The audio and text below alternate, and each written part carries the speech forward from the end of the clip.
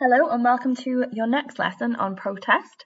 Today we're going to be looking a little bit more modern protest, a protest that happened in the 1930s. But first of all, what I want you to do is have a little look at this picture, and I want you to think of a suitable caption. So a caption is like a just sort of description, like almost like a newspaper sort of title for it.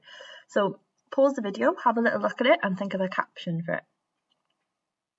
So hopefully you've done that now and you've come back to me and you've got some interesting captions. But what we're going to look at, as you can see today, is the Jarrow Crusade, okay, or the Jarrow Hunger March. So we're going to find out about the hunger marches, and then particularly the one in Jarrow. We're going to gain a greater understanding of life in Wales and England in the 30s, and we're going to sum up the Jarrow March, okay? So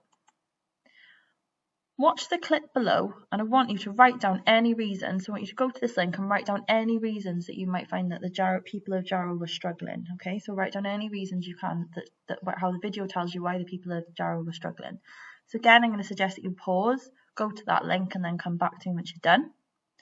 So hopefully you've done that now. You've picked up some reasons. Unemployment was really bad. Malnutrition was really common.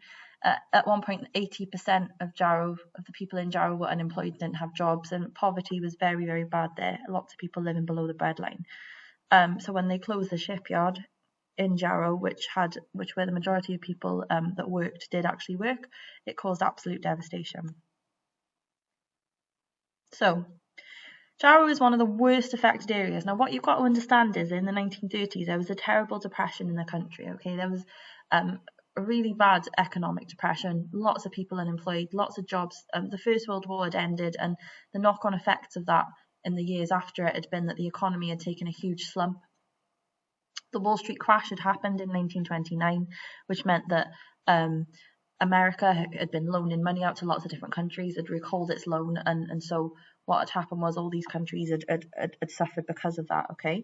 Now, Jarrow, they call Ellen Wilkinson, who was the MP for Jarrow, they called her Red Ellen. She was a Labour MP, claimed that Jarrow was the town that was murdered.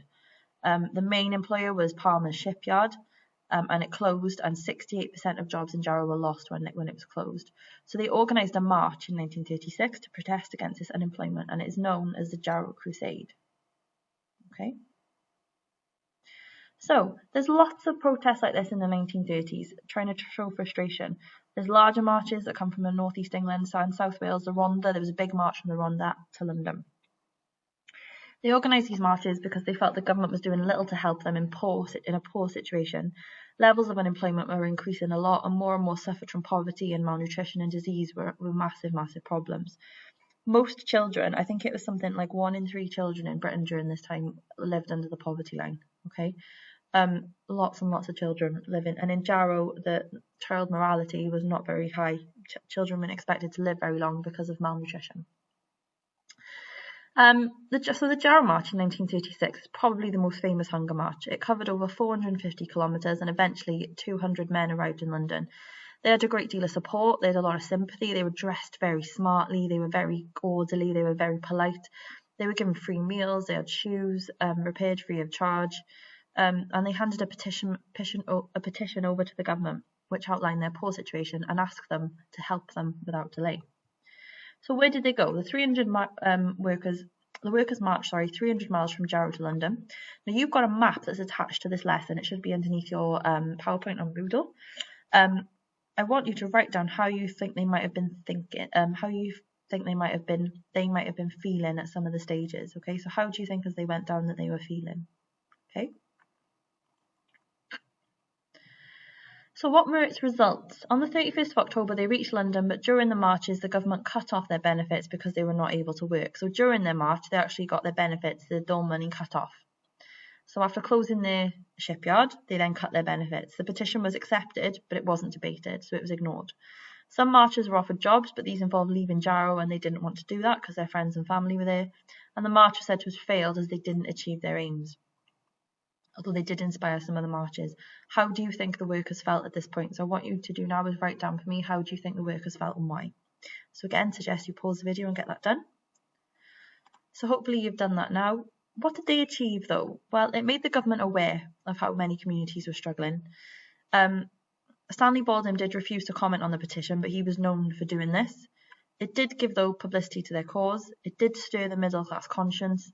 They opened some soup kitchens and accommodation in local schools for the marchers. The government didn't actually provide any specific aid to Jarrow, but the men of Jarrow did return as heroes. Now, what I want you to do is split that for me. I want you to take these statements, I want you to split it into achievements and failures. So we'll do a table for me on achievements on the one side and failures using these points here. Again, I'm going to suggest that you pause the video there and do that. And to end, what we're going to do is have a look at a GCSE question. Now, if you take GCSE History, this is the first question that you will find as you open your paper. It's worth 4 marks. Now, what can be learned from sources A and B about the Jarrow Crusade? What's really important here is that you do not need any of your own knowledge. You literally need 2 points of evidence from this and 2 points from this. So your 2 points of evidence from your picture could be that the Jarrow Crusade was organised, they marched in an orderly fashion, the police marched by the side of them, they were dressed smartly, they dressed in all conditions. All these things are things that are going to get you 2 points. Okay, so you need two points from this source. That'll get you 2 marks. This one, to gain publicity for their cause, the people of Jarrow organised a non-political march to London. 200 men in their Sunday best, led by the Mayor of Jarrow, MP Ellen Wilkinson, and some town councillors, marched peacefully in step for over 450 kilometres. They were looked after in parish halls and gained great support along the way. However, there was little support from the government when after 8 months they reached London and the Prime Minister, Stanley Baldwin, simply ignored the petition. All you need, there's a plethora of stuff. There's loads of points in there. But in order to get the 4 marks, it's got to be balanced. You just need 2. So source A tells me that, and 2 points from that source. Source B tells me that, and 2 points from that source. If you do 2 points from this source and 2 points from that source, it's literally 2 sentences. You'll get 4 marks. Okay, so I want you to have a go at that. Then once you're done, I want you to have a look at this mark scheme here, okay, and give yourself a mark. If, for instance, it's in balance, so if you had 3 points from this and 1 point from that, even though you still had 4 marks, you'd still only get 3 marks. It needs to be 2, 2. Okay, so have a look, have a go. And your extension or your homework is to write a diary entry pretending you're a worker on the march from Jarrow. How are you feeling? What are you doing? Why are you doing it? Okay, and once you've done that, just to finish, I want you to sum up. Okay, so I want a square or a rectangle, and I want what, who, when, where about the Jarrow Crusade. Then I want a triangle with 3 facts on it, and then I want a sentence to sum up for me, please. And once you've done that, we're done. Thank you very much.